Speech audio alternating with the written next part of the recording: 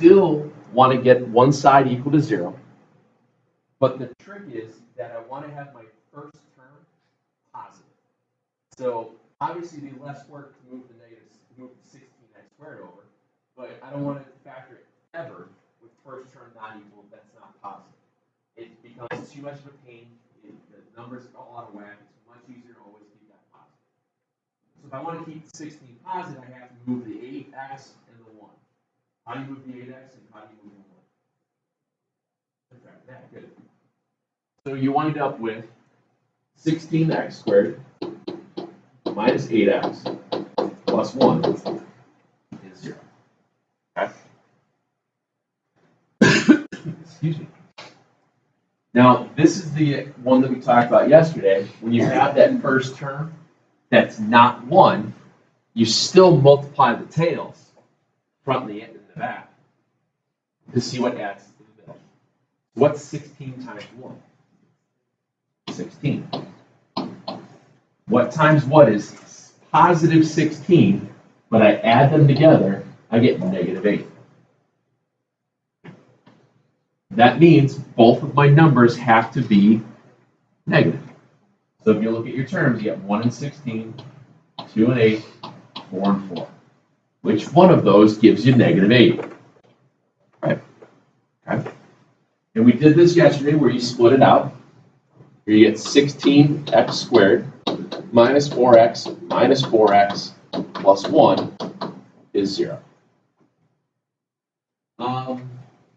This method that I do like this usually is 1 or 2 steps longer than some of those box methods that you might have learned in the past.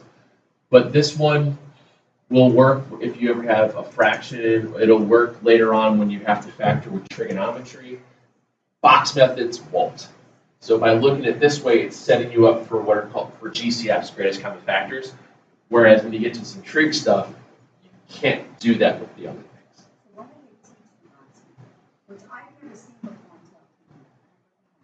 It's the same idea as using lattice multiplication. There's no point for it because you can't multiply fractions, nor can you do decimals. Anyway, I'm just went old school into that. I'm an old cranky man. So when we did these, you always group. You group the first 2 terms by putting parentheses around it, and you look for what's called the GCF. Remember what that stands for? What do they have in common? And what are those? 4x. They have a 4x in common. So you factor out a 4x, so you get 4x minus 1. Now, that second grouping, since this one is negative, what I always do is this. I do a plus minus. So now I know that inside the parentheses is a negative 4x plus 1, which tells me that I need to take that negative out. 4x and 1, do they have anything in common? No. So what they have in common would just be, in this case, a negative 1. I get 4x minus 1. By factoring out the negative, I have to multiply both parts by negative, and that's how that works. Now, are both of those things in parentheses the same? No. Yes. The answer is yes. If they're the same, you write it down. What's left? Another 4x minus 1. That's how you work through those with the first terms that aren't 1. You've done hundreds of these over the course of your algebra courses, whether it was in Algebra 1 here, or 7th grade math, 8th grade math. They do these things all the time, which means you have to set them equal to 0 and solve for x. Those should be pretty easy to do in your head because all you have to do to get x by itself is add 1 and then divide by 4.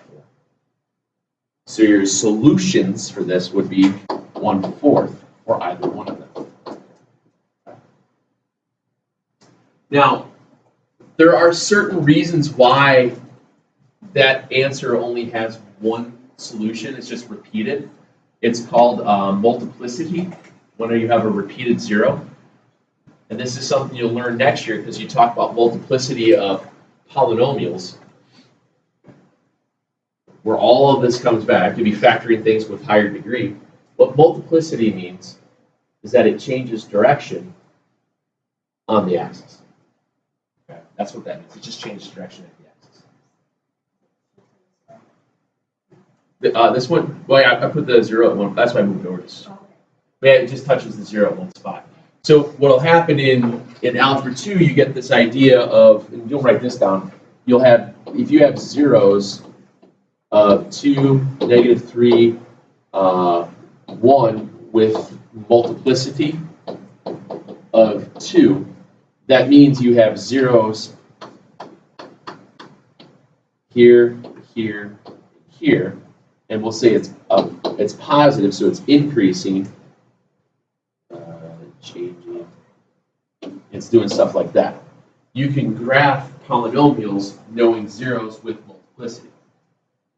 You're going to do tons and tons and tons of this stuff next year. And again, it goes back to the idea of multiplying your tails to find out what adds to the middle. Factoring never goes away. It's like the annoying little brother or sister that won't leave you alone. Right? Right.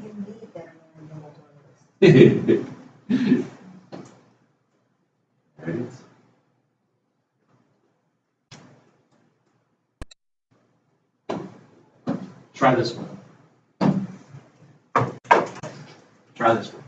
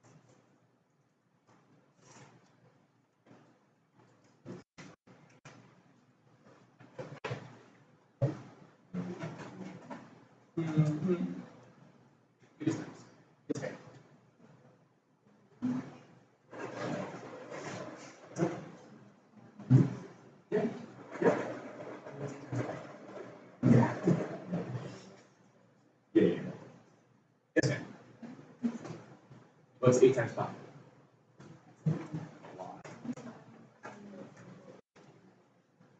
What do you mean?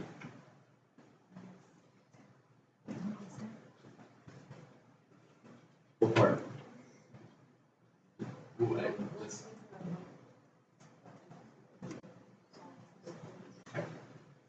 Well, let's start with this one. Okay. You're talking about the very first one? Okay. What's 4 times 5? 20. What's 4 plus 5? So what happens here is we're trying to figure out if I took this and FOILed it,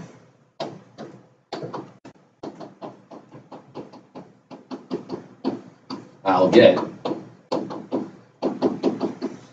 what I started with. You're looking for the two terms that multiply together to give you that x squared plus 9x plus 20 by working backwards. Okay. That's how with tail stuff work. All right. So if we go back to the one we were on there, we're going negative 40.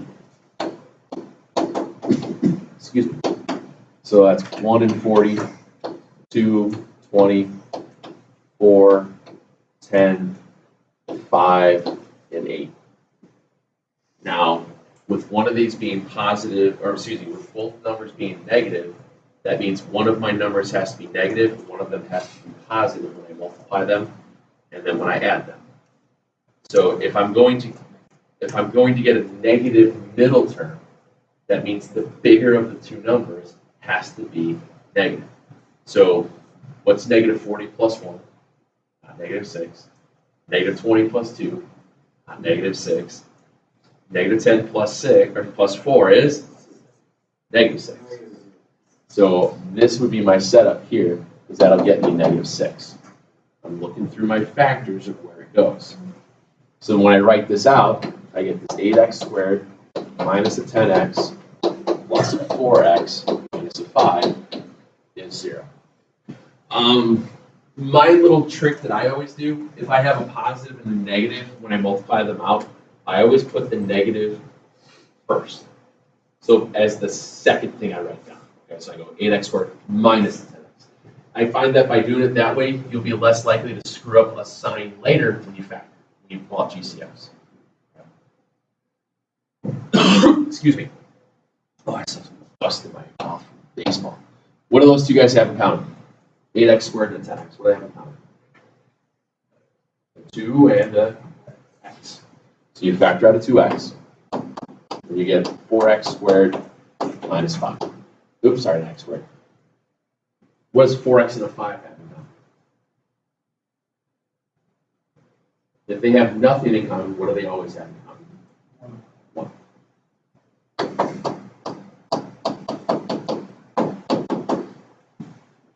Are the two things in parentheses the same thing? Yes. Yes. Write it down. And what's left?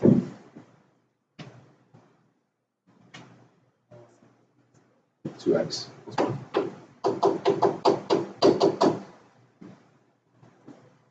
What you've done is you've taken the quadratic equation that 8x squared minus 6x minus 5, and you broke it down into what times what equaled that in terms of polynomials. Yes, ma'am? What do you mean? They should be. If these two aren't the same, you screwed something up.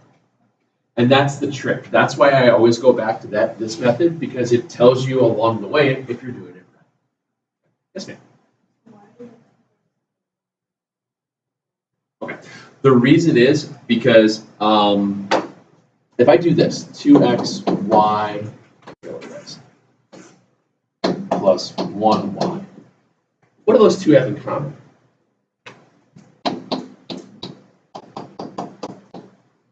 What I did here was I took this out as a GCF.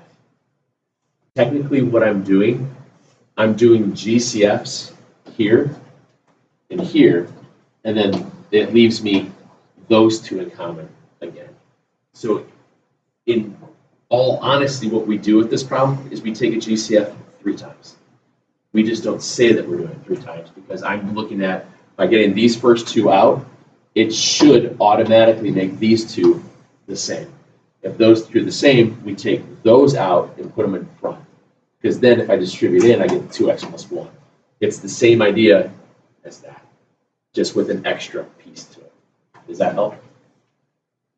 It's another way of saying it without saying it very technically, if that makes sense.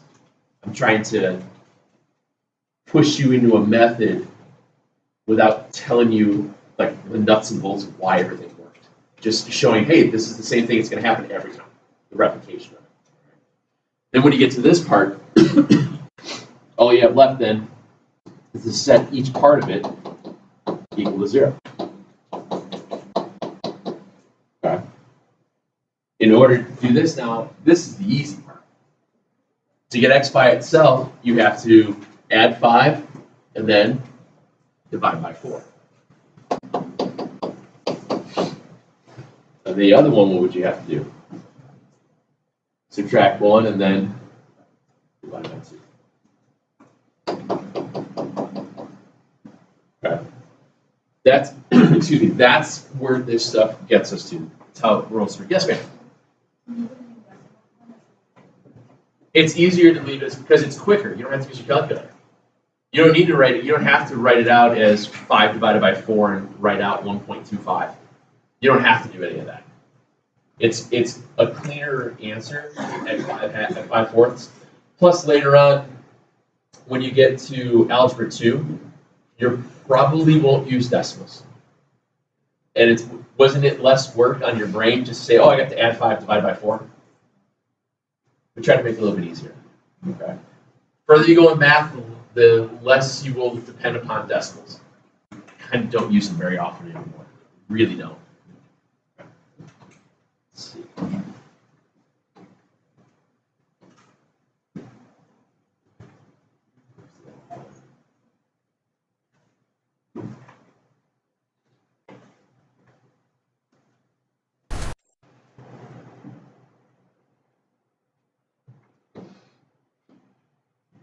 One more.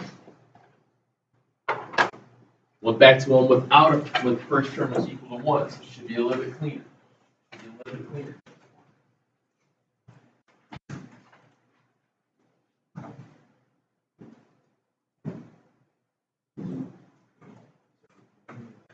I can tell. You want to run the rest of the class. Hold your nose like you're easy way of doing it.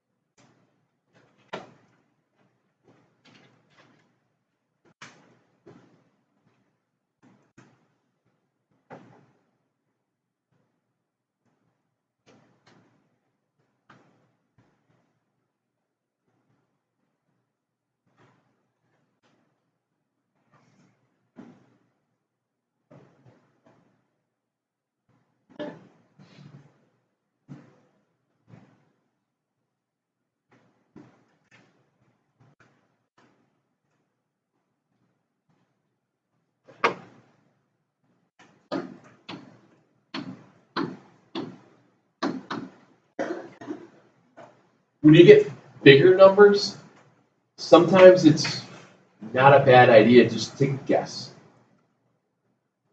88. What goes in 88? 8. I mean, I could have gone through 1, 2, 4, and did all that, but I look at, 8, 8, isn't that 8 and 11? Doesn't that get me 19 right away? It's the idea of picking quick numbers and just taking a guess sometimes. By all means, if you need to go through the list to figure out, that's fine. There's nothing wrong with that. Okay? Now remember, when this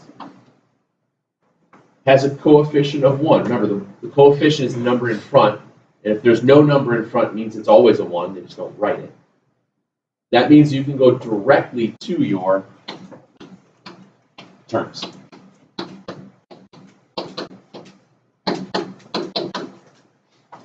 Okay? It's a lot quicker that way.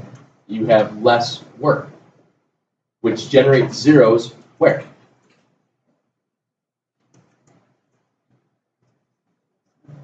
Huh? Which generates zeros where? What are your zeros then?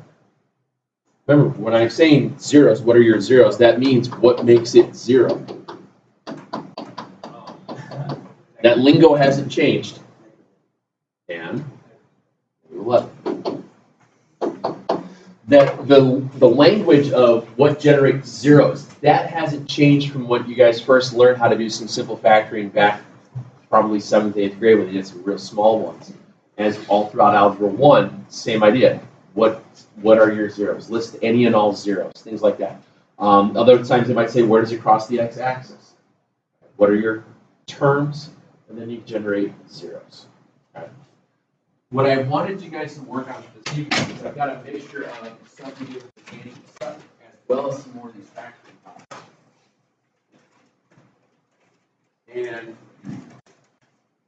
remember, if you are tangent to a circle, you create what on the circle?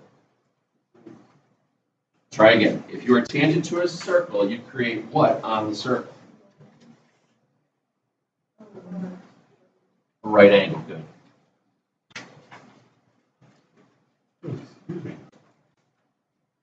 And if you have right angles, then you're going to see a lot of right triangles. If you have right triangles, you're going to see Pythagorean theorems. Okay. Now, on this one here, I kind of pieced together some tangent stuff, and on the very, very back, I put a couple of the factors from the algebra text. What I was thinking about here is let's just do the evens on this, okay? Let's do the evens on all this. It's 10 problems of the tangent stuff, then you've got 1, 2, 3, 4, 5, 6 factoring problems. When you have those factoring problems, remember these are all find the zero, so you go back down and work through it. You should be able to fix 6 factoring problems in the back of this, I would imagine, right? That's why I kind of put everything up to the top, cut and paste it. That's a good deal. All right? Sound like a good plan?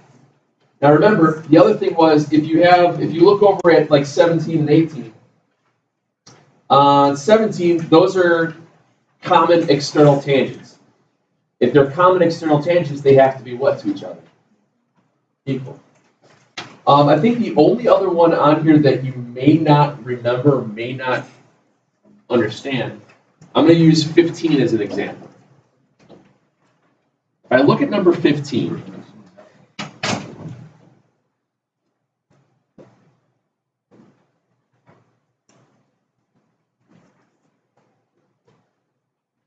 now look at 15. They say this is 49. They want you to figure out that. If you look at number 15, they give you 49 for that one angle. Oh, sorry, 149. Thank you. And you're trying to figure out this angle here.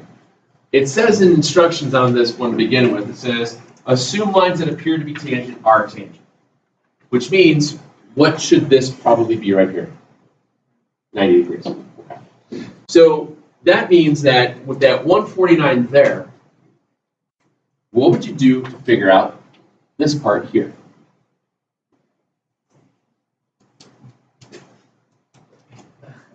I did not finish. I got the question. All right. So what would you do to find the angle next to it? What's that? Yeah. In this case like this, you have to take a supplement. Supplementary angles are what? They add to 180. So the supplement to 149, well, supplement to 150 would be 30, which makes that one 31. So that gives me a 31 here. Excuse me. Now, if you have to go for that, you've got your 90-degree angle, you've got your 31. We have.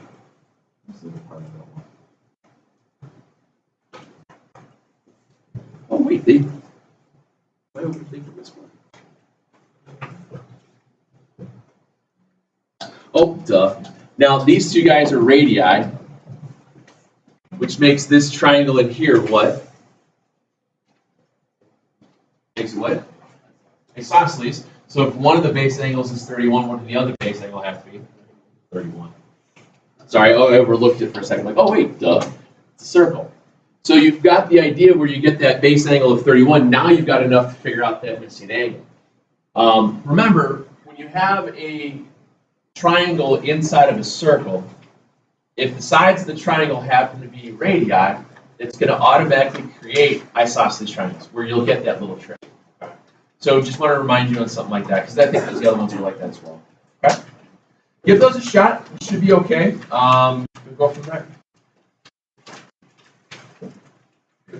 We're doing the evens on this one.